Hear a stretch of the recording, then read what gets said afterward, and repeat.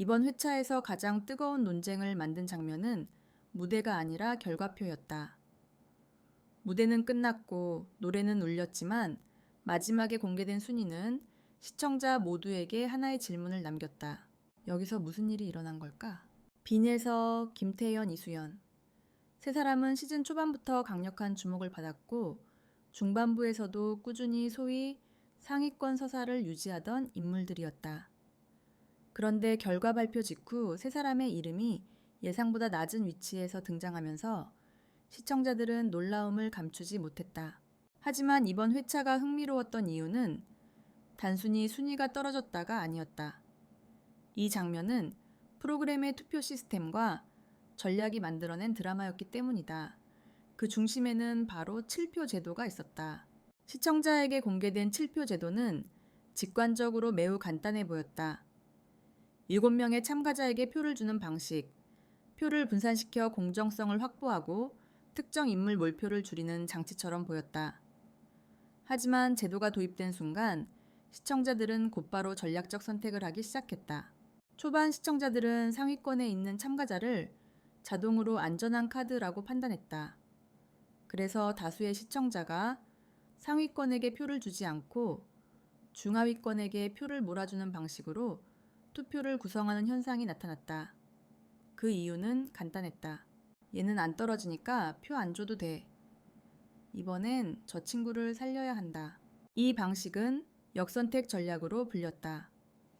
즉 내가 좋아하는 최상위 참가자를 밀어주는 대신 좋아하진 않지만 떨어뜨리고 싶지 않은 참가자를 선택하는 방식이다. 이 전략은 초반에는 매우 성공적으로 작동했다.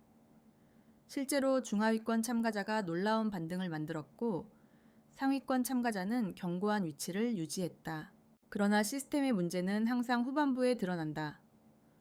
시청자가 전략을 이해하면 다시 시청자가 전략을 깨기 시작하기 때문이다. 후반부로 들어가자 역선택의 논리가 흔들리기 시작했다. 왜냐하면 모든 시청자가 같은 방식으로 생각하게 되면 상위권에게 표가 들어가지 않는 상황이 발생한다. 그리고 바로 그날 빈에서 김태현, 이수연의 이름이 아래쪽에 등장한 것이다. 갑작스러운 추락처럼 보였지만 사실 그 순간은 역선택 전략이 붕괴한 순간이었다. 역선택 전략이 무너지는 순간은 항상 조용하게 시작된다. 무대는 평소처럼 진행되고 시청자 반응도 평소처럼 흘러가지만 표는 평소처럼 움직이지 않는다. 표는 생각보다 훨씬 민감하고 훨씬 더 빠르게 시스템의 빈틈을 드러낸다. 7표 제도의 핵심은 한 사람에게 표를 몰아주는 것이 아니라 7개의 선택을 통해 전체 판을 재배분하는 방식이다. 이 방식은 표본이 많을수록 안정적으로 작동하지만 문제는 후반으로 갈수록 표본이 줄어든다는 점이다. 시청자는 초반엔 호기롭고 광범위하게 투표하지만 후반에는 감정과 전략의 비중이 커지며 표가 압축되기 시작한다. 그리고 여기서 재미있는 현상이 발생했다. 상위권 참가자를 응원하던 팬들의 태도가 후반부에서 바뀐 것이다. 처음에는 얘는 안 떨어지니까 걱정 안 해도 돼 였던 팬들이 후반부로 갈수록 얘가 떨어지면 어떡하지? 라는 불안을 느끼기 시작했다. 이 불안은 투표를 움직인다. 하지만 결정적인 문제는 불안을 느낀 팬들이 모두 같은 방향으로 움직이지 않는다는 점이다. 일부는 본인을 밀어주기 시작했고 일부는 여전히 중간권을 살려주는 전략을 유지했다. 이 간극이 바로 표의 분산을 만들었다. 반면 중하위권 팬덤은 초반부터 생존 모드였다. 이 팬덤들은 이미 전략적 투표에 익숙했고 표를 모으는 방식에서도 더 협력적이었다. 그러다 보니 중하위권은 단단한 응급 생존 네트워크를 구성한 반면 상위권 팬덤은 투표에서 일종의 반응 지연이 발생했다.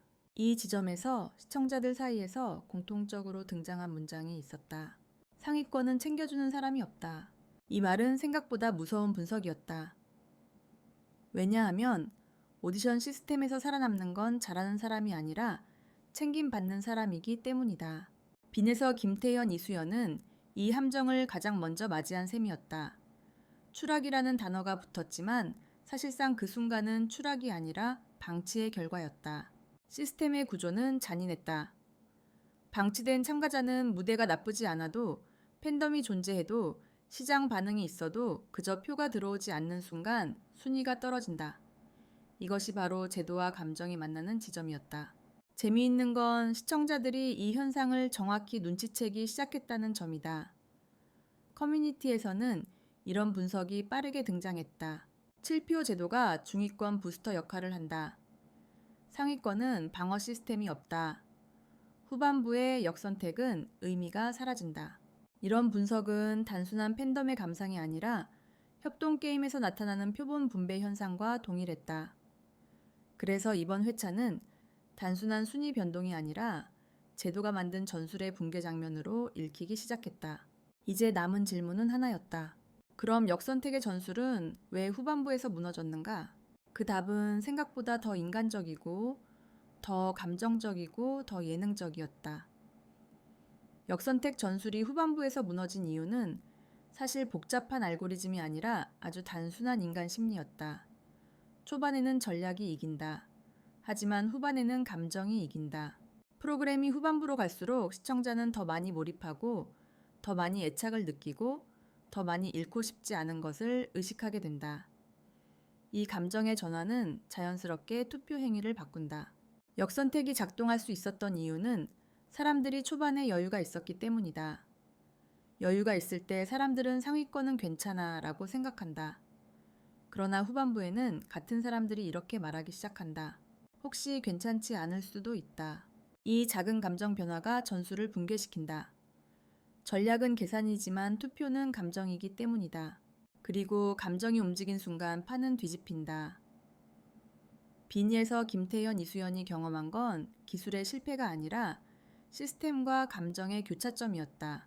시청자들이 마지막 순간에 어떤 선택을 하느냐는 매우 중요한 문제다.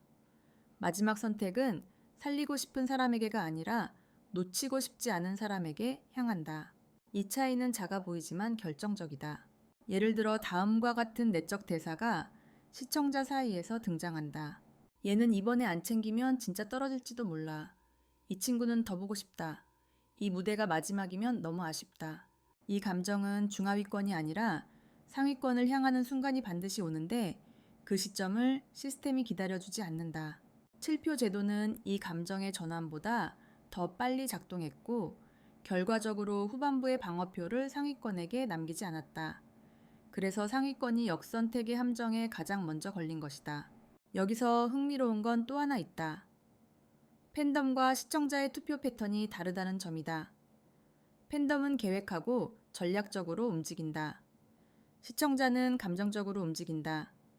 제도는 팬덤에게 유리하게 설계되어 있었지만 시즌 후반으로 가며 무게중심이 시청자 쪽으로 이동하기 시작했다. 그 순간 역선택은 힘을 잃는다. 왜냐하면 팬덤은 끝까지 계산하지만 시청자는 끝에서 감정을 선택하기 때문이다. 이 회차를 본 시청자들은 결과 발표 이후 이런 말을 남겼다. 전술이 아니라 시스템이 잡았다. 이건 투표 실수가 아니라 구조의 문제다. 상위권도 챙겨야 한다는 걸 이제야 깨달았다. 이 말은 프로그램 내부가 아니라 시청자의 학습 곡선을 보여준다. 시청자는 프로그램을 소비하며 시스템을 배운다. 그리고 시스템을 배우면 전략을 쓴다. 하지만 전략은 결국 감정해진다. 그래서 마지막에 판을 결정하는 건 기술도 점수도 전략도 아니라 늘 그 한 가지였다. 지키고 싶은 마음. 그리고 이 마음이 움직이는 순간 순위는 흔들리고 시스템은 새로운 결론을 낸다. 이번 회차는 그 결론이 드러난 장면이었다. 추락처럼 보였던 결과는 사실 시스템이 감정을 재정렬한 순간이었다. 그래서 많은 시청자는 이제 질문을 바꾼다. 과거의 질문은 누가 떨어질까였지만 후반부의 질문은 누구를 남겨야 할까가 된다. 이 차이가 바로 역선택의 전술이 무너진 이유이자 이번 회차가 흥미로웠던 이유이다.